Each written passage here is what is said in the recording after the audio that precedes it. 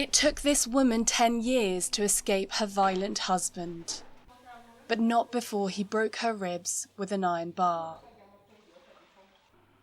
Today she lives in a shelter in Johannesburg for abused women. She urges other victims of domestic violence to speak up faster than she did. Every woman having boundaries, have a way to say no, and seek help as much as you can while it's still early, and while you're still alive, and while you're still breathing. South Africa has some of the world's highest levels of violence against women. More than 100 rapes are reported each day.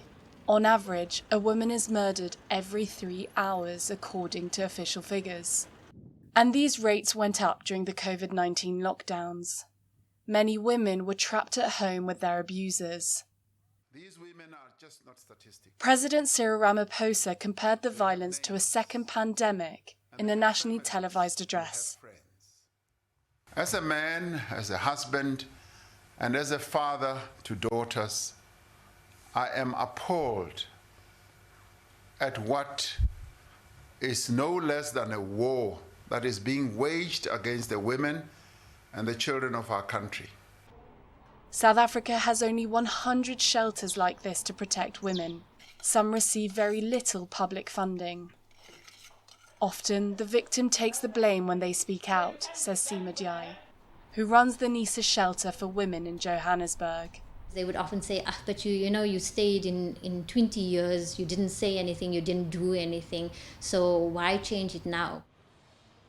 On the other side of the country, over the last 2 years, more and more women came knocking on the door of this Cape Town refuge.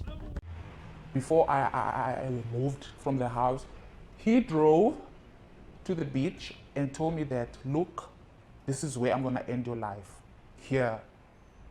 Nobody's leaving me, and no one is going to find you here.